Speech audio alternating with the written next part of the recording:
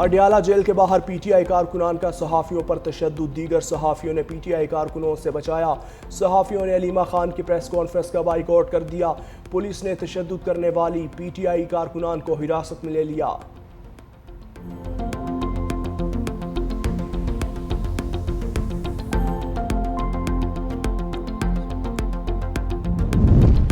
بھارت نے دریائے ستلج میں ایک بار پھر پانی چھوڑ دیا۔ ہریکی اور فیروز پور کے مقام پر انتہائی اونچے درجے کے سیلاب کا خطرہ۔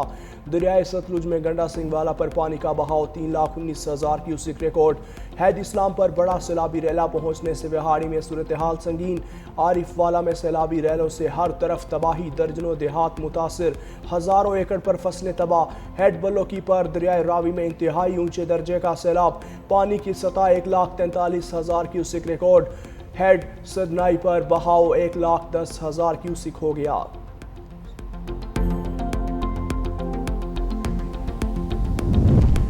دریائے چناب کی موج اور لہروں نے جلال پور پیروالا کو گھیر لیا۔ شہر ڈوبنے کا خدشہ، فلڈ ایمرجنسی نافذ۔ شہریوں کو محفوظ مقامات پر منتقل کرنے کے لیے ریسکیو آپریشن جاری۔ پاک فوج کی 14 کشتیاں بھی آپریشن کا حصہ۔ پی ڈی ایم میں پنجاب نے فضائی ریسکیو کے لیے ہیلی کاپٹرز فراہم کر دیے۔ کرم والی اور دراپور سے 143 افراد ریسکیو کیے گئے۔ ملتان سے 2,343 افراد محفوظ مقامات پر منتقل۔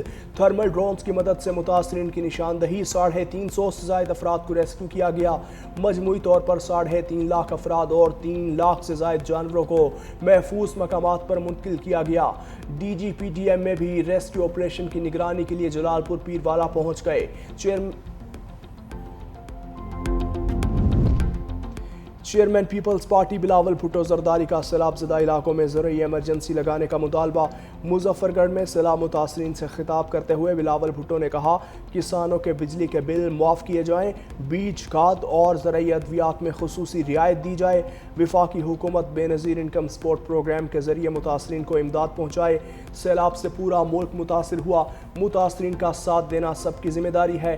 بحرانوں کا تنہا مقابلہ نہیں کیا جا سکتا، ہمیں فوری طور پر اقوام متحدہ میں جانا چاہیے۔ بلاول بھٹو زرداری ملتان میں سیلاب متاثرہ علاقوں کے دورے کے دوران پیپلز پارٹی کے لگائے گئے فلڈ ریلیف کیمپس کا دورہ کریں گے۔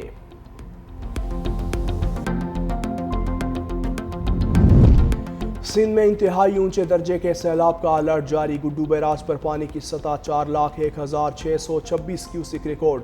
سکھر بیراج پر پانی کا لیول 3,40,766 کیوسک ہو گیا۔ حالیہ بارشوں سے دریائے سندھ بفر گیا۔ پپلا کے علاقے کچا شاہ نواز والا میں دریائی کٹاؤ سے تباہی، مسجد سمیت متعدد گھر اور پرائمری اسکول دریا برد۔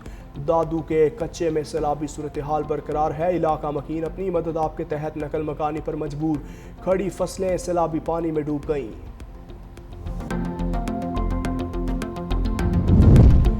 سیلاب سے ملک کی معیشت کو 409 ارب روپے کا نقصان، زرعی شعبہ سب سے زیادہ متاثر ہوا۔ نقصان کا تخمینہ 302 ارب روپے تک ہو سکتا ہے۔ حالیہ سیلابی صورتحال پر معاشی تھنک ٹینک نے رپورٹ جاری کر دی۔ رپورٹ کے مطابق نقصانات سے ملک کی جی ڈی پی 0.33% ہونے کا خدشہ۔ جی ڈی پی گروتھ کا ہدف 3.4% سے کم ہو کر 3.2% تک ہو سکتا ہے۔ 13 لاکھ ایکڑ زرعی اراضی زیر آب، چاول، کپاس، گنا، مکئی سمیت دیگر فصلیں تباہ ہوئیں۔ مہنگائی کا تخمینہ 5.5%۔ سعودی عرب کا پاکستان کے سیلاب متاثرین کے لیے خیموں، solar panels, LED kitchen set, کمبل اور اشیاء خورنوش کا تحفہ۔ King Salman aid and relief centre کی طرف سے امدادی سامان کے 5 ٹرک لاہور پہنچ گئے۔ وزیر اعلیٰ پنجاب مریم نواز کی موجودگی میں سعودی سفیر نے امدادی سامان پی ڈی ایم اے کے حوالے کیا۔ وزیر اعلیٰ مریم نواز نے کہا، پاکستان اور سعودی عرب میں معاشی تعاون بڑھ رہا ہے۔ سیلاب زدگان کے لیے امدادی سامان کی فراہمی پر سعودی عرب کے مشکور ہیں۔ امدادی سامان پنجاب کے سیلاب متاثرین میں تقسیم کیا جائے گا۔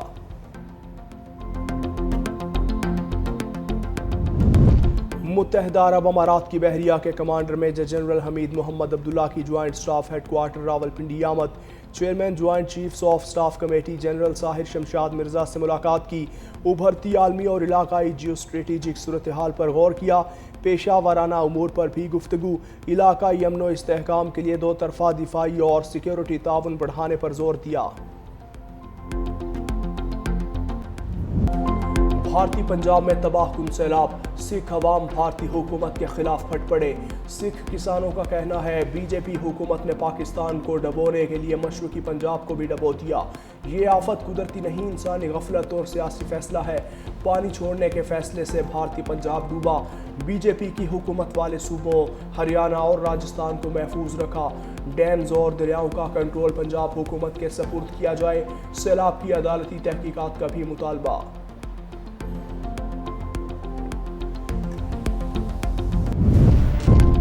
امن، استحکام اور ترقی کا آپس میں گہرا تعلق ہے۔ سیکیورٹی کے بغیر امن کا قیام ممکن نہیں۔ نائب وزیر اعظم اسحاق ڈار اور وفاقی وزیر عطا اللہ تارڑ کا تقریب سے خطاب۔ اسحاق ڈار نے کہا پائیدار علاقائی امن اور استحکام کے لیے مل کر کام کرنے کی ضرورت ہے۔ موسمیاتی تبدیلی جیسے سنگین چیلنج سے نمٹنے عالمی برادری پاکستان کی مدد کرے۔ وفاقی وزیر عطا تارڑ نے کہا پاکستان نے ہمیشہ خطے میں امن کے لیے کلیدی کردار ادا کیا۔ پاکستان نے کبھی جارحیت کا راستہ نہیں اپنایا۔ افواج پاکستان نے بھارتی جارحیت کو ناکام بنایا۔ دہشت گردی کے خلاف جنگ میں سب سے زیادہ قربانیاں پاکستان نے دیں۔ عدالتی چھٹیاں ختم ہونے پر سپریم کورٹ میں نئے عدالتی سال کا آغاز۔ جوڈیشل کانفرنس سے خطاب میں جسٹس یحییٰ آفریدی نے کہا ہمیشہ قانون کے بالادستی کے لیے کام کیا ہے۔ عدالتی نظام میں شفافیت اور آسانیوں سے سائلین کو فوری انصاف ملے گا۔ ٹیکنالوجی کے استعمال سے عدالتی نظام کو مؤثر بنایا جا رہا ہے۔ مقدمات کو جلد نپٹانا ترجیح ہونی چاہیے۔ سپریم کورٹ میں اینٹی کرپشن ہیلپ لائن قائم کر دی گئی ہے۔ عوامی رائے کے لیے خصوصی پورٹل فعال کیا گیا ہے۔ سہولت مرکز کا آج افتتاح ہوگا۔ 1 اکتوبر سے مکمل فعال ہو جائے گا۔ وکلاء سے متعلق تمام معلومات سہولت مرکز میں دستیاب ہوں گی۔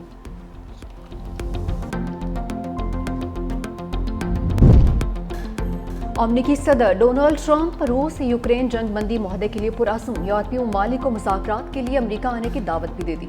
صدر پوٹن سے ماسکو میں ہونے والے مذاکرات کے دوسرے مرحلے پر گفتگو کا بھی عندیہ۔ دوسری جانب یوکرینی صدر زیلنسکی کا کہنا ہے تمام یورپی ممالک روس سے توانائی کے معاہدوں کا بائیکاٹ کریں۔ صدر ٹرمپ کی حماس کو آخری وارننگ، کہا کہ 20 زندہ لوگ اور 38 لاشیں حماس کے قبضے میں ہیں۔ اسرائیلی مغوی فوری رہا کیے جائیں۔ ہر کوئی مغویوں کی رہائی اور اس کی جنگ کا خاتمہ چاہتا ہے۔ اسرائیل میری شرائط مان چکا، اب حماس کی باری ہے ان شرائط کو قبول کرے۔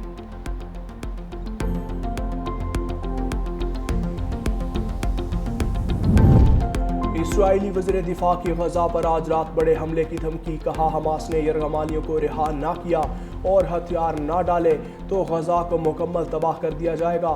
اسرائیل کے غزہ پر وحشیانہ حملے بھی جاری، مزید 87 فلسطینی شہید، 400 سے زائد زخمی۔ بے گھر فلسطینیوں کی پناہ گاہوں اور عمارتوں پر بھی بمباری، ایک اور بلند عمارت کو تباہ کر دیا۔ بھوک اور قحط سے مزید 6 فلسطینی بھی جان کی بازی ہار گئے۔ شہداء کی تعداد 64,000 سے بڑھ گئی۔ غزہ میں مظالم، اسپین کا اسرائیل پر پابندیوں کا اعلان، صہیونی فوج کو تیل فراہم کرنے والے ٹینکرز پر پابندیاں لگا دی۔ اسپین کے وزیر اعظم پیڈرو سانچیز نے کہا اسرائیل کو تیل فراہم کرنے والے ٹینکرز اسپین کی بندرگاہ پر لنگر انداز نہیں ہو سکیں گے۔ اسرائیل کو ہتھیاروں کی فروخت پر پابندی لگانے کے لیے بل بھی لایا جا رہا ہے۔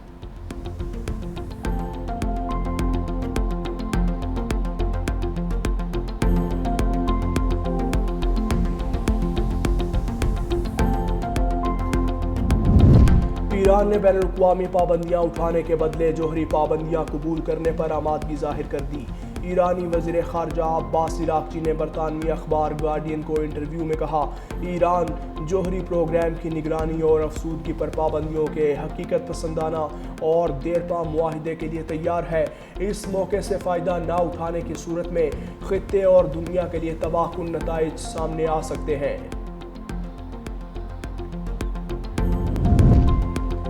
آسٹریلیا کی عدالت نے مشروم مرڈر کیس کا فیصلہ سنا دیا۔ شوہر، ساس اور سسر کو زہریلے مشروم کھلا کر مارنے والی خاتون کو 33 سال قید کی سزا سنا دی۔ 50 سالہ ایرن نے 2023 میں شوہر، سسر اور ساس کو قتل کیا تھا۔